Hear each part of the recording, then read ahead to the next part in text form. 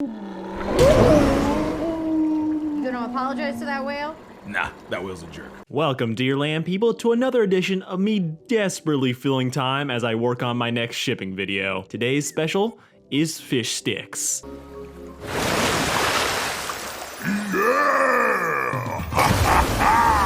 And drugs. I'm not gonna lie to you guys. I don't fuck with Aquaman. The guy peaked in Justice League the animated series, and there's nothing that they can do now that will ever beat 9-year-old me watching a father cut off his hand to save his son from deep sea lava. That shit rocked, and ever since it's been differing variations of I'm good. Thanks to years of Family Guy and other parodies, Aquaman is pretty much seen as the joke character. When we're not laughing at him, people are desperately trying to make him tough and edgy to fight all the fish jokes. Which I don't know about you, but this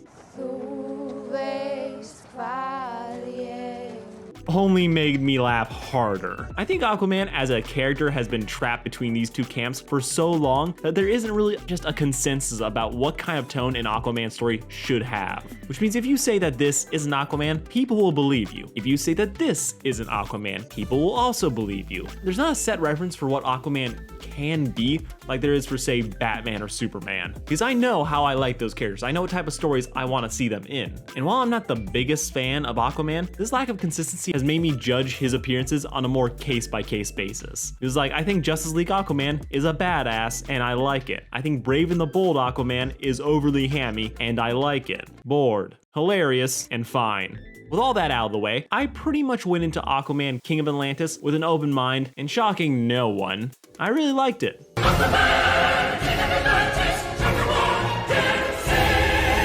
See, like most people on the internet, I haven't seen Thundercats Roar. But unlike everyone else, I don't really care when kiddie reboots of popular media come out. I hated Teen Titans Go with a passion, then I realized I was being an asshole, watched the film, and surprise, surprise, it's pretty funny, truly defying my expectations for what I thought I would enjoy, which I think is this show's biggest hurdle, expectations. Because a lot of people will take a look at these starfish-shaped people and dismiss it. The art style looks dumb, I don't want a kid show, they ruined Aquadope. Don't judge a book by its cover is a great line, but it's absolute bullshit. Because we're judging everything all the time, and that's just how people work. When I tell you that this show is the most fun I've had with Aquaman in years, I want you to know that I'm serious. This Aquaman pretty much takes the bare bones of the Aquaman mythos and the general pop culture knowledge of what we know about him, mixing it into a zany tongue-in-cheek action comedy that injects fun directly into your brain. It takes a page out of James Wan's Aquaman, bring over Volko, Mera, and Ocean Master, while setting up the beginning of the cartoon like it happened a day after the events of the movie. Like, this isn't a sequel, these aren't the same characters, but it does create an easy starting point, but makes it so that you can enter this show knowing next to nothing about the characters. And I know a lot of people are resistant to watch quote-unquote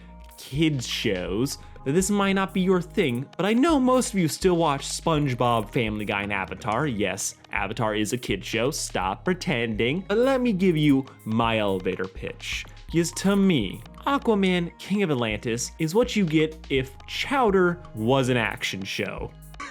Nothing? What? Come on. Clap for the king!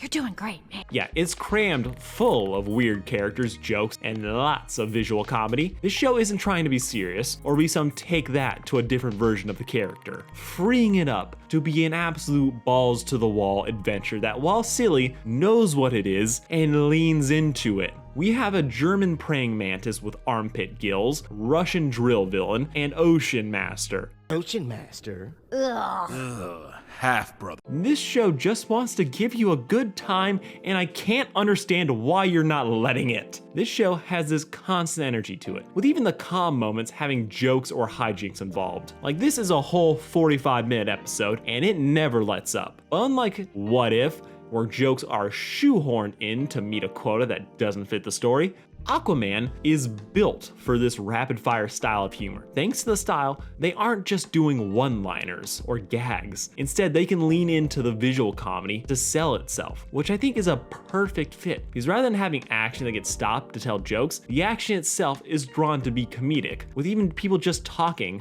getting comedy thanks to the way the characters are drawn. This gives a sense of variety so that you won't grow fatigued from having the same kind of laugh. But you might need a break though midway, because while I wasn't too affected by the pacing and just the non-stop energy that this episode exudes. I think that this whole style might work just a wee bit better in a shorter format. Like, I haven't seen Thundercats Roar, but I think if those episodes are about like 11 minutes a piece, I think that might be a better fit because I can definitely see people hitting a wall when watching this. I didn't, but it's not, I can absolutely see it happening. Now, like I said earlier, the visuals will probably turn off some people from watching this because it does have a very round and squished look. Characters can go from dot face to normal to overly detailed and everything in between. And I personally love that. It takes me back to a slightly earlier period of cartoons where things weren't as rigid, afraid of being weird. If they thought it looked funny, they go for it. If they want an air bottle nuking a sand dune, they go for it. This show is really stunning in how it displays the strengths of animation when it's allowed to get weird.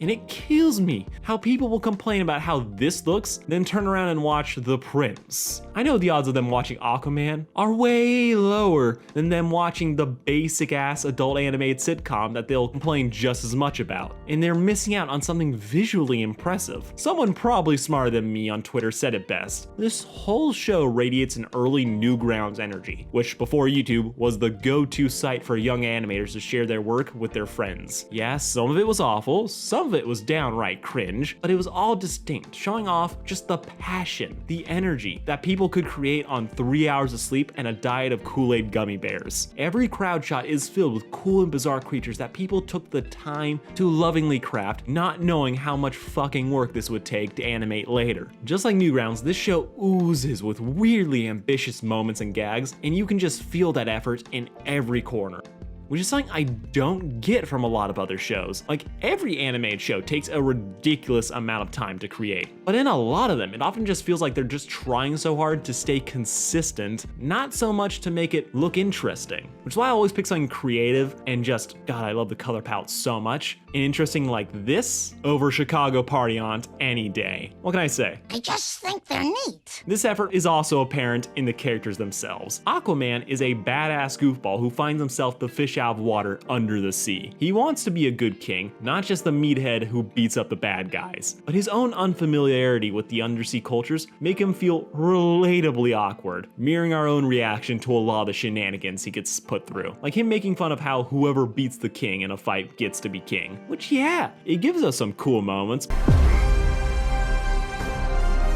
It is a very worrying form of government. Aquaman, voiced by Cooper Andrews, aka Jerry, aka the dad from Shazam, puts on a very good performance, bringing a deep charisma to the role that fully fits the bearded king of the sea, or the awkward funny weirdo he really is. Partnered with Mera, these two have buckets of chemistry, and this isn't like any other interpretation of Mera I've seen to date. Usually she's trapped being the matronly queen, pregnant, or a sexy lamp that does water magic. This is mainly due to her being a supporting character to Aquaman, who's usually being a supporting guest star. This take on Mera is brash, leaps without looking, and always down for a fight. She's all into the hero of the sea stuff. Being a bad guy, saving people, it's all action for her, which I think is a really good fit here. If they're making Aquaman the more reasonable, talk things through kind of hero, and making Mera the one who is always trying to throw down creates a nice balance. The yin to the other's yang. Mera definitely comes off as more childish in this series, but not in a bad way, as it does fit the rest of the show's tone. When Mera wants to fight, she fights. When she can't, she sulks. When she's tired, she gets piggyback rides and is supportive to her friends when they need it. She wears all of her emotions on her sleeve, and I found her to be adorable, especially with how low-key her and Aquaman's relationship is portrayed. Mera is a fun addition to this cast. I was also surprised that she's voiced by Jillian Jacobs, who played two characters in Community,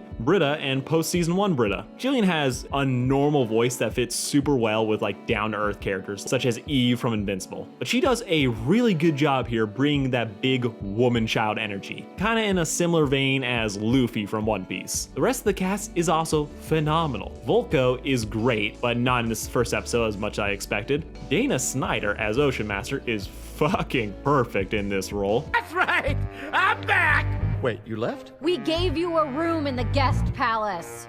It had that great view. Let's go, Aquaman! Fight me! I loved him as Gazpacho, and he really does communicate what a butt monkey Ocean Master has become. Because of the two Aquaman villains that everyone knows about, Black Manta is too cool looking of a villain to get treated as a joke.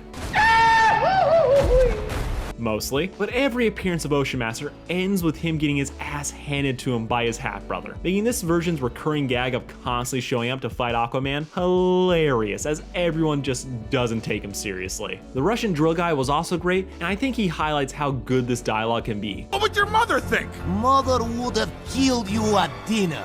What? It's zany, yeah, but I love me a show that can be goofy while still dropping fire lines like that, which I think everyone in this cast gets a good line. That's my guy. I am your guy. This is only a mini-series with 1 episode out at the time of recording, but if the next 2 episodes are as fun as this, I honestly can't wait for more. It's just a fun ride start to finish. If you're down for an action comedy with gorgeous visuals, fun music, and performances, you have to check this out on HBO Max. Don't let other people tell you what to watch. Let me tell you what to watch, so that you can form your own opinions about how right I am. So go ahead and dive on into an under the sea adventure. I'm so f***ing high right now. Alright, thank you all for watching this review. Just a heads up for the next couple videos. I'm trying to get my shipping and Young Justice and How It Fucked Me vid done, but it's a lot of episodes, probably gonna be a bit longer than my last ones. So next week I'll probably be talking about Maya and the Three by El Tigre and Book of Life creator Jorge Gutierrez. So keep your eyes out for those vids, be like the best 10% of my viewers, and subscribe, and please have a good one. Stay safe and watch Aquaman.